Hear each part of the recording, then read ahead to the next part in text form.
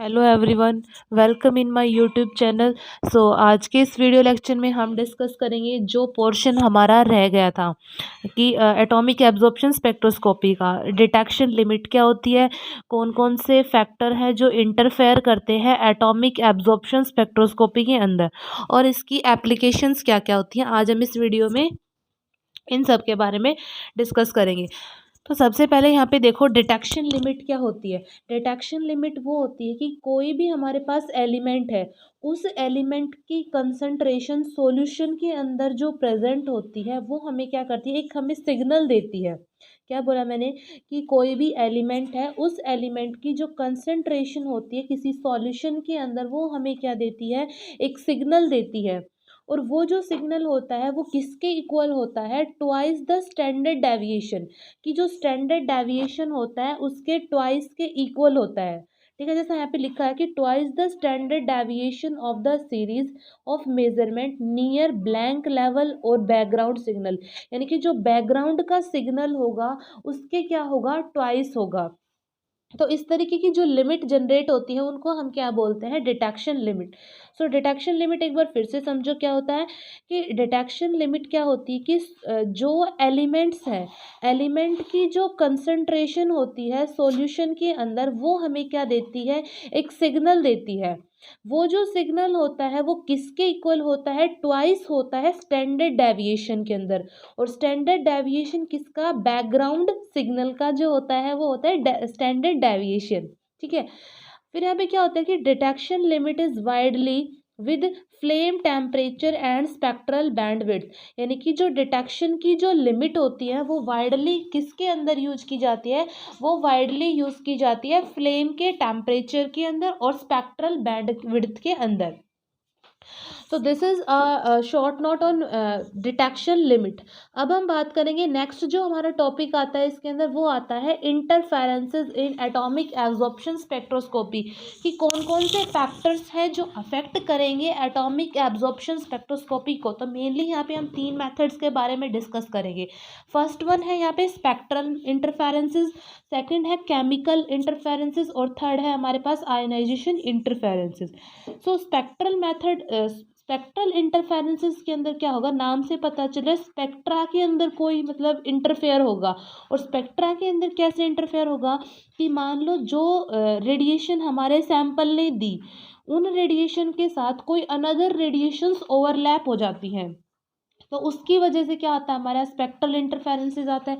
Spectral interferences के अंदर क्या बताया कि जो रेडिएशन हमारे सैंपल ने जनरेट की, वो रेडिएशन किसी दूसरे रेडिएशन के साथ ओवरलैप कर जाती है, तो वहाँ से क्या होता है, स्पेक्ट्रा के अंदर इंटरफेरेंस जनरेट हो सकता है। और जो इंटरफेरिंग रेडिएशंस होती हैं, जो इंटरफेरिंग रेडिएशंस जो होती हैं, इंटरफेरिंग जो रेडिएशन होती हैं वो किसकी वजह से हो सकती हैं, किसी भी दूसरे एलिमेंट की वजह से हो सकती है।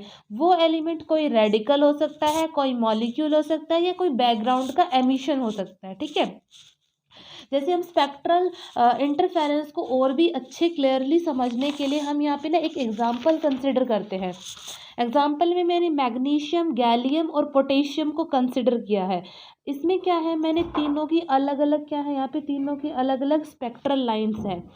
तो जो स्पेक्ट्रल रेंज होगी इन तीनों की वो क्या है, अप्रोक्सीमेटली एक दूसरे के बहुत ज़्यादा क्या है, नियर है। तो हम क्या हो गए, अगर हमारे हमने जो यहाँ पे जो हमने यहाँ पे इंस्ट्रूमेंट यूज़ किया है, अगर वो इंस्ट्रूमेंट हाई रिजॉल्विंग पावर का नहीं है तो वो क्या नहीं कर पाएगा, उन सिग्नल्स के बीच में डिस्टिंग्विश नहीं कर पाएगा। और अगर जो हमारा जो हमने इंस्ट्रूमेंट यूज़ किया है, अगर उसकी रिजॉल्विंग पावर जो है इंस्ट्रूमेंट की वो लो है, अगर रिजॉल्विंग पावर इंस्ट्रूमेंट की लो है तो वो क्या करेगा, it will not distinguish between these signal. अगर हाई रिजॉल्विंग का है तो इजीली वो उसको इंटरप्रेट कर सकता है, बट अगर लो रिजॉल्विंग पावर का है तो इसको इंटरप्रेट नहीं कर सकता। तो इस चीज़ को हम ओवरकम कैसे कर सकते हैं, इसको ओवरकम हम इस तरीके से कर सकते हैं हम कि हम कुछ ही लाइंस, कुछ ही स्पेक्ट्रल लाइंस को क्या करें, सेलेक्ट कर ले, उनका केमिकल सेपरेशन कर दें। या फिर क्या करें हम कि जो spectral interference also results into the combustion products, या फिर कोई कंबक्शन प्रोडक्ट्स का जो है वहाँ पे रिजल्ट्स जनरेट कर दे। तो ये हमारा पहला था कौन सा, स्पेक्ट्रल इंटरफेरेंसेस के अंदर हमने क्या देखा कि जो हमारा सैंपल की वजह से जो रेडिएशंस आ रही थी वो ओवरलैप कर गई थी किसी अनदर रेडिएशन के साथ, जिसकी वजह से क्या हो रहा था, स्पेक्ट्रा के अंदर इंटरफेयर आ रहा था। फिर हमने यहाँ पे ये एग्जांपल सेट किया, अगर हम हाई रेजोल्यूशन का इंस्ट्रूमेंट यूज़ करते हैं तो वहाँ पे डिस्टिंग्विश मतलब डिस्टिंग्विश करना सिग्नल्स के बीच में ईजी हो जाता है।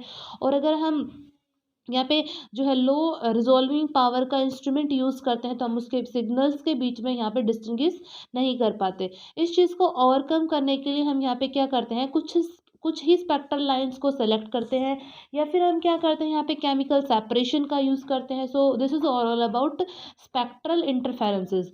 अब हम बात हैं कुछ केमिकल भी इंटरफेयर करते हैं। अब केमिकल कैसे इंटरफेयर करेंगे, अब हम उस चीज़ के बारे में स्टडी करेंगे। तो देखो, सबसे पहले क्या होता है कि यहाँ पे due to dissociation of analyte और कंपाउंड, यानी कि केमिकल इंटरफेरेंस कैसे जनरेट होगा, जब हमारा कोई भी कंपाउंड है या कोई भी मॉलिक्यूल है वो क्या होगा, जब डिसोशिएट होगा।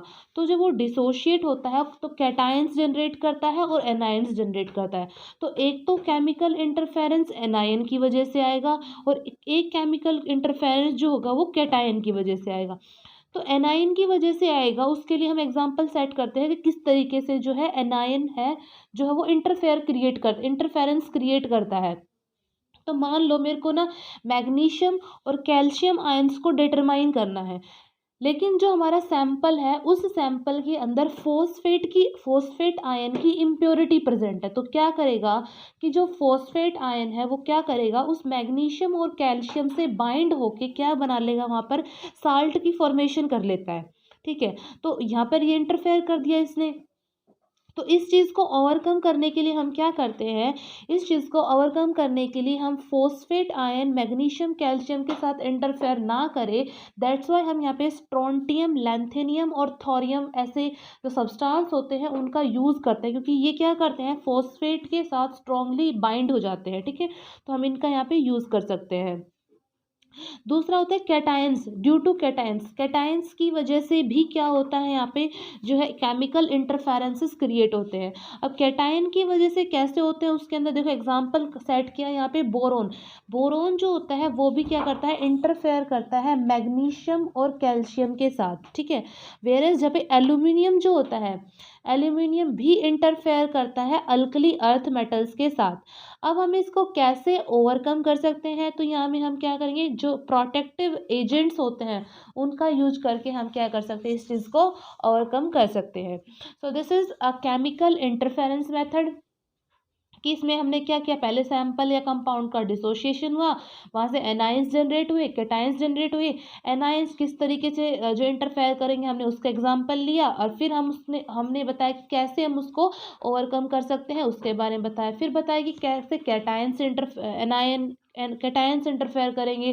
फिर हमने उसका एक एग्जाम्पल लिया, फिर किस तरीके से हम उसको ओवरकम कर सकते हैं प्रोटेक्टिव एजेंट्स का यूज़ करके। तो ये हो गया हमारा क्या, केमिकल इंटरफेरेंसेस। इसके बाद जो नेक्स्ट हमारे पास आता है that is ionisation interferences. Ionisation यानी कि आयोनाइज होगा सैंपल, एटम या मॉलिक्यूल है कंपैरेटिवली वो स्मॉल स्मॉल साइज के अंदर क्या हो जाएगा, वो आयोनाइज हो जाएगा। ऐसे लिखा है कि it is observe that the ionisation of atom, की आयोनाइजेशन होगा एटम्स का और मॉलिक्यूल का, इज कंपैरेटिवली वेरी स्मॉल, कि वो बहुत ज़्यादा स्मॉल होगा in combustion mixture which involves air as the oxidant. इतना हो गया। सो नेक्स्ट पॉइंट में क्या बताता है कि द सब्सटीट्यूशन ऑफ एयर, की जो सब्सटीट्यूशन होगा एयर का ऑक्सीजन के साथ और नाइट्रस ऑक्साइड के साथ, उसकी वजह से क्या होगा कि जो टेम्परेचर होगा वो इंक्रीज हो जाएगा। और वो जो टेम्परेचर इंक्रीज होता है वो बहुत इनफ होता है, किसके लिए, आयोनाइजेशन के लिए इनफ होता है। सो आयोनाइजेशन इंटरफेरेंस की क्या हुआ कि जो सब्सटीट्यूशन होता है एयर का ऑक्सीजन या नाइट्रस ऑक्साइड के साथ, वो क्या करता है, टेम्परेचर को इंक्रीज कर देता है। टेम्परेचर को इंक्रीज करने से क्या होगा कि वो टेम्परेचर इतना ज़्यादा इंक्रीज कर देता है कि वो आयोनाइजेशन के लिए वो टेम्परेचर इनफ रहता है। सो यहाँ पे क्या होता है कि जो मेटल होता है वो मेटल क्या करता है, अपना एक इलेक्ट्रॉन को क्या कर देता है, लॉस कर देता है। तो एम क्या है यहाँ पे, न्यूट्रल एटम या कोई मॉलिक्यूल है। एम प्लस क्या है, उसका करस्पॉन्डिंग आयन है। और इलेक्ट ई जो है ये किसको रिप्रेजेंट करता है, इलेक्ट्रॉन को। जैसे मैंने यहाँ पे एग्जांपल सेट किया, एग्जांपल क्या है कि जो इंटेंसिटी होती है, absorb intensity of atomic absorption lines for the alkali metals, कि अल्कली मेटल्स के लिए जो एटॉमिक एब्जॉर्प्शन की इंटेंसिटी लाइंस होती हैं, जैसे कि पोटेशियम के लिए, रुबेडियम के लिए, सीजियम के लिए, is found to be affected by temperature, कि वो टेम्परेचर से अफेक्ट होती है। क्या बताया मैंने यहाँ पे कि जो इंटेंसिटी होती है एटॉमिक एब्जॉर्प्शन लाइंस की अल्कली मेटल के अंदर, वो क्या होती है, इस टेम्परेचर से अफेक्ट होती है। तो इस चीज़ को हम कैसे ओवरकम कर सकते हैं, by the use of ionisation suppressor. Ionisation suppressor का यूज़ करके हम चीज़ को ओवरकम कर सकते हैं। तो ये कुछ जो हमारे पास इंटरफेरेंस के मेथड थे एटॉमिक एब्जॉर्प्शन स्पेक्ट्रोस्कोपी के अंदर। 3 मेथड पढ़े, स्पेक्ट्रल इंटरफेरेंसेस पढ़ा, केमिकल इंटरफेरेंसेस पढ़ा और आयनाइजेशन इंटरफेरेंसेस पढ़ा। ठीक है। अब जो हमारे पास लास्ट टॉपिक जो आता है एटॉमिक आयनाइजेशन स्पेक्ट्रोस्कोपी का, दैट इज एप्लीकेशन। सो देखो यहाँ पे हम पढ़ेंगे अब application of atomic absorption spectroscopy. तो फर्स्ट जो है इसके अंदर वो है क्वालिटेटिव एनालिसिस। इसके अंदर हम क्या करते हैं, क्वालिटेटिव एनालिसिस करते हैं, क्वांटिटेटिव एनालिसिस करते हैं। जो पेट्रोल के अंदर लेड की अमाउंट होती है उसको फाइंड आउट करते हैं। इंडस्ट्रीज़ के अंदर जो फूड के अंदर जो मेटल्स का जो कितना वहाँ पे जो है कॉन्ट्रीब्यूशंस है, जो ज़्यादा टॉक्सिक तो नहीं है, मतलब इन सभी चीज़ों को हम वहाँ पे डिटेक्ट करते हैं। तो ये सब एप्लीकेशन पार्ट के अंदर आते हैं। तो हम देखते हैं सबसे पहले क्वालिटेटिव एनालिसिस किस तरीके से होगा। ये मैंने क्या कहा यहाँ पे, हम ये होता है क्वालिटेटिव एनालिसिस। क्वालिटेटिव एनालिसिस के अंदर क्या आता है, क्या करते हैं कि in it we talk about atomic absorption spectroscopy in which a hollow cathode lamp is use. Qualitative analysis क्यों होता है, क्योंकि हमें पता है कि हम इसके अंदर क्या यूज़ करते हैं, एक होलो कैथोड लैम्प को यूज़ करते हैं हर एलिमेंट को टेस्ट करने के लिए। सो यहाँ पर हर एलिमेंट यूज़ हो रहा है कैथोड लैम्प के अंदर, can be detected only, her element को हम अलग अलग डिटेक्ट कर रहे हैं। तो दैट्स वाई क्या हो गया, ये क्वालिटेटिव एनालिसिस हो गया। क्वांटिटेटिव एनालिसिस किस तरीके से होगा, क्योंकि यहाँ पे क्वांटिटेटिव एनालिसिस यानी कि कितनी मात्रा में हुआ है, तो यहाँ पे क्या होगा, वो किस क्वांटिटेटिव एनालिसिस किस कारण से हुआ कि क्योंकि यहाँ पर जो हमारा जो सैंपल था, जब सैंपल हमारा न्यूट्रल एटम में कन्वर्ट होता है, फिर न्यूट्रल एटम में जो वो कन्वर्ट होता है तो वो क्या करता है, होलो कैथोड लैम्प से रेडिएशन को एब्जॉर्ब करता है। तो जब वो रेडिएशन को एब्जॉर्ब करता है, मतलब वो कितनी अमाउंट, अब हमने यहाँ पे अमाउंट यानी क्वांटिटी की बात की है, ठीक है। तो यहाँ पे हमने किसकी बात की है, क्वांटिटी की बात की, कितनी मात्रा में। तो the amount of radiation absorb by the sample, कि उस सैंपल ने कितनी अमाउंट में लाइट को एब्जॉर्ब किया है। तो ये हमारे पास क्या कहलाती है, क्वांटिटेटिव एनालिसिस, यानी कि क्वालिटेटिव एनालिसिस होती है, क्वांटिटेटिव एनालिसिस होती है।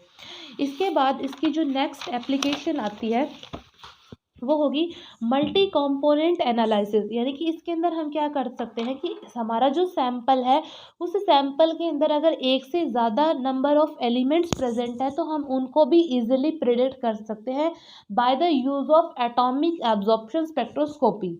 ठीक है, यानी कि हमारा जो सैंपल है उस सैंपल के अंदर अगर एक से ज़्यादा कंपोनेंट्स अगर प्रेजेंट है तब भी हम उसको क्या कर सकते हैं, यहाँ से इजीली उनको प्रेडिक्ट कर सकते हैं इस एब्जॉर्प्शन स्पेक्ट्रोस्कोपी का यूज़ करके। ठीक है, और जो हमारा रेडिएशन सोर्स है उसकी एनर्जी के अंदर कुछ चेंजमेंट करके। नेक्स्ट जो एप्लीकेशन आती है that is determination of metals in biological system, कि बायोलॉजिकल सिस्टम के अंदर मेटल्स के डिटर्मिनेशन में हेल्प करता है। मेनली जो ट्रेस एलिमेंट होते हैं ना उनके डिटर्मिनेशन के अंदर हेल्प करता है। ट्रेस एलिमेंट जैसे कि calcium, magnesium, sodium, potassium in blood serum. Next जो होता है वो हेल्प करेगा determination of metal element in food industries.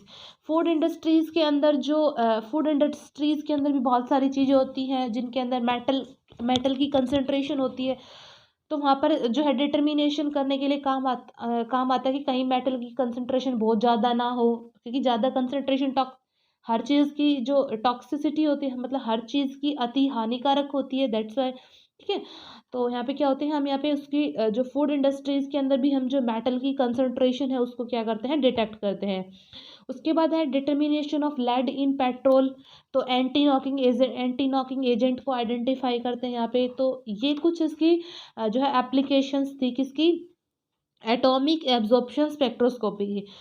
तो यहाँ पर जो है हमारा पूरा टॉपिक फिनिश होता है एटॉमिक एब्जॉर्प्शन स्पेक्ट्रोस्कोपी का। पिछली वीडियो में हमने डिस्कस किया था, उसका बेसिक्स डिस्कस किया था, उसका principle, instrumentation, advantage and disadvantage. इस वाले वीडियो लेक्चर में हमने कवर किया है उसके अंदर डिटेक्शन लिमिट क्या होती है, कौन कौन से मेथड है जो इंटरफेरेंस क्रिएट करते हैं एटॉमिक एब्जॉर्प्शन स्पेक्ट्रोस्कोपी के अंदर, जिसके अंदर हमने 3 पढ़े। पहला हमने मेथड पढ़ा कौन सा, स्पेक्ट्रल इंटरफेरोग्राम जो भी था वो। और नेक्स्ट जो हमने पढ़ा वो था केमिकल इंटरफेरेंसेस। थर्ड जो हमने इसके अंदर पढ़ा आयनाइजेशन इंटरफेरेंस पढ़ा। ठीक है। उसके बाद हमने क्या पढ़ी, इसकी कुछ एप्लीकेशन पढ़ी, qualitative, quantitative, multi component, biological system के अंदर, और जो है फूड इंडस्ट्रीज के अंदर, पेट्रोल के अंदर लेड की अमाउंट के डिटर्मिनेशन के अंदर। सो यहाँ पे हमारा एटॉमिक एब्जॉर्प्शन स्पेक्ट्रोस्कोपी का टॉपिक फिनिश होता है। सो आज के वीडियो लेक्चर में इतना ही, मिलते हैं नेक्स्ट में। Thank you.